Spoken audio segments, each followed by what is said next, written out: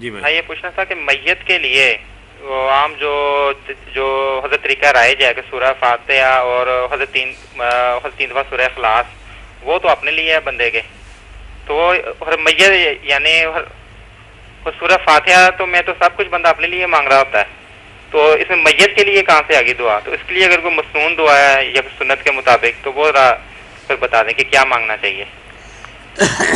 بالکل ٹھیک ہے بات آپ کی کہ لوگ جاتے ہیں اور فاتحہ پڑھ کر بخشتے ہیں، کوئی سورہ اخلاص پڑھتا 3 مرتبہ.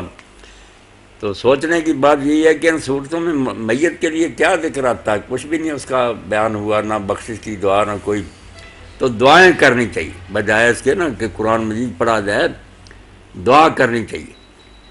دعا بھی جو حضرت نے اللہ کے رسول علیہ الصلوۃ والسلام نے حضرت ابو سلمہ رضی اللہ عنہ کی موت پر کہی نا، کئی تو دفن سے پہلے ہے، مگر ہے وہ ایسی کہ اس کو نوٹ کر لینا چاہیے تاکہ بعد میں جائے یا پہلے جائے وہی دعا پڑھے، انشاءاللہ ساری دعاؤں سے اور بہتر.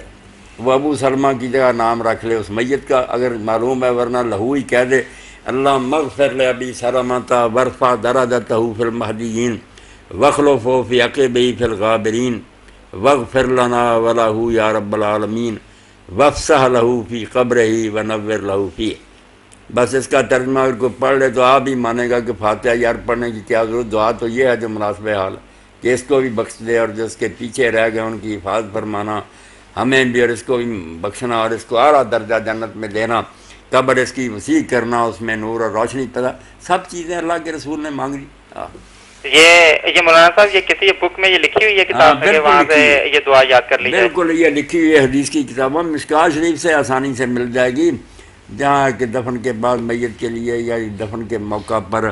نہیں عام کوئی کتاب جو ہاں بخاری شریف مسلم شریف سب میں اس ٹائپ کی کوئی ہو کتاب، سب بخاری شریف مسلم شریف سب میں موجود، سب میں موجود ہے، ہر ایک میں ہے. اللہ مغفر لابی سلمۃ ورفع درجتہ فی المہدیین. بہت اعلیٰ دعا، یہ فوٹو اسٹیٹ کرا کے لوگوں کو دینی چاہیے کہ اگر جانا نا کسی میت والے کے گھر تو وہ پڑھو جس کا تعلق ہے مردے سے. بھائی جان یہ جڑے دربار جا کے دیکھاں تے اے چادراں اور مختلف قسم دی منتاں مانگدے نے، اسی کئی کتاباں خود پڑھا کر یہ چیزاں جائز نے؟ نہیں بالکل غلط ہے عثمان بھائی. اچھا شرک ہے، گمراہی ہے، بے دینی ہے. کوئی حق نہیں کہ قبروں پر جا کر یہ کام کریں، نظریں نیازیں چڑھائیں. اگر اسی ایک نیک بزرگ کی وجہ نہ مسئلہ ایک نیک بزرگ سے فاتحہ پڑھنے چاہیے، کیا یہ چیز جائز نہیں؟ نہیں، فاتحہ پڑھنے کے لیے آپ کو سفر کر کے نہیں جانا چاہیے. اگر بائی چانس آپ گئے ہیں نا تو داتا دربار کے پاس سے گزر رہے ہیں یا کسی دوسرے قبرستان میں بے شک چلے جائیں، دعا کریں، اچھی بات ہے. مگر جو ہے نا صرف اسی غرض کے لیے سفر کرنا یہ بیکار ہے. کیوں جانا؟ دعا آپ یہاں سے کریں گے تو سب کو پہنچے گی. میں نے کئی بار پہلے بھی حدیث پاک سنائی، اب بھی سنا دیتا ہوں کہ اگر ایک مرتبہ کوئی شخص اللہ کے رسول علیہ السلام فرماتے ہیں کہے نا اللہ مغفر للمؤمنین والمؤمنات، تو اللہ آدم علیہ السلام سے لے کر قیامت تک جتنے مریں گے نا مرد اور مومن، ان کی گنتی کے برابر اس کے لیے ثواب لکھ لیتا. اس لیے یہ فاتحہ تو سب کو پہنچ جاتی ہے. اللہ مغفر للمؤمنین والمؤمنات، جو بھی ایماندار مرد اللہ ان کو بخش دے. ربنا اغفر لی ولوالدی ولل، تو کیا ہے دعا کے لیے سفر کرنا؟ آپ جا رہے ہیں اور آگے ہی کوئی قبر، بالکل ٹھیک ہے، زیارت کریں، دعا کریں. مگر یہ بات یاد رکھنی چاہیے. میرے ایک شیعہ دوست عالم ہے مولانا محمد حسین ٹکو، عالم آدمی ہے، 10 جلدوں میں قرآن کی تفسیر بھی انہوں نے لکھی، فیضان الرحمان. ان سے بات ہوئی تھی، ایک دوست نے پوچھا میرے ساتھ تھا کہ مولانا قبر پر کیا کرنے جانا چاہیے؟ انہوں نے کہا قبر والے کو کچھ دینے کے لیے جانا، لینے کے لیے جانا. اہل حدیث بزرگ راستے میں کہنے لگے یار یہ بات تو کبھی کو کہہ نہیں سکا. اس نے کہا خود رسولہ کی قبر پاک پر بھی لینے کے لیے نہیں جانا، درود شریف پڑھنا، سلام، یہ نہیں کہنا کہ رسولہ ہمیں یہ دو.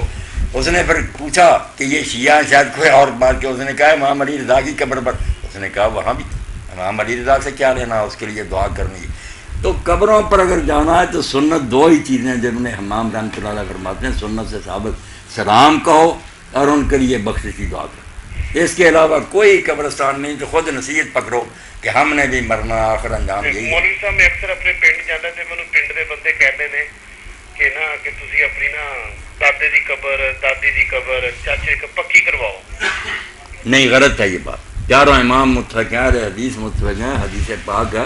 قبروں پر عمارتیں کیوں بنائی جائیں، کیوں ان کو پختہ کیا جائے؟ اگر قبر جو ہے نا وہ ٹوٹ پھوٹ جاتی تو اس پر کینکریاں ڈال سکتے ہیں، مرمت کر سکتے ہیں، تصحیح کر سکتے یہ ہیں. بجری وغیرہ جو ہے نا مٹی ڈال کر اوپر یہ ڈال دیں، بہت اچھی بات.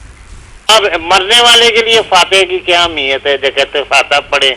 ہاں یہ جو کہتے ہیں جاتے ہیں لوگ کہ جو فوت ہو گیا اس کے لیے فاتحہ پڑھیں، یہ جو رواج ہے نا کہ ہم شریف پڑھتے ہیں اور اس کے ساتھ قل اللہ پڑھتے ہیں اور ثواب بخشتے ہیں، یہ تو امین بھائی دین میں کوئی نہیں آیا، نہ اللہ کے رسول نے، نہ صحابہ نے، اماموں نے کچھ نہیں بتایا. دعا البتہ میت کے لیے کر سکتے ہیں، اس کو بھی اگر کوئی فاتحہ کہہ دیتا چلو نام رکھ لیا کوئی بات نہیں، دعا کرنی چاہیے کہ اللہ اس کو بخشنا، اس پر رحم کرنا، اس کے گناہ معاف کرنا. بالکل صحیح. اس کے لیے بھی لوگوں کو چاہیے کہ وہ دعا جو آپ نے حضرت ابو سلمہ کی موت پر کہی تھی وہ سب پکا لیں، باقی سب بھول جائیں، یہ ختم درود اور سارے، وہ ابو سلمہ کی جگہ نام رکھ لیا کریں مرنے والے کا. آپ گئے، آپ نے اس وقت کہ اللہ مغفر لابی سلمہ ورفع درجتہ فی المہدیین واخلف فی عقبہ فی الغابرین واغفر لنا ولہ یا رب العالمین وفسح لہ فی قبرہ ونور لہ فیہ، یہ چھپوا کر میرے دوست لوگوں میں پاٹ. بالکل کہ صحیح. اللہ ابو سلمہ کو بخشنا، ہدایت یافتہ لوگوں میں اس کا درجہ بہت بلند کرنا، جو وارث پیچھے رہ گئے ہیں ان کا تو نگہبان بننا، ہمیں بھی بخشنا اور اس کو بھی معاف کرنا، اس کی قبر فراخ کرنا اور وہاں نور پیدا کرنا. یہ ہے جو جوڑ ہے دعا کا. فاتحہ پڑھ رہے وہاں، فاتحہ میں کیا آیا میت کے لیے؟ کچھ نہیں، وہ تو زندے دعا کر رہے ہیں ہمیں راستہ دکھا. مردے کا کوئی اس میں ذکر ہے؟ گولا بلا میں کوئی ذکر ہے؟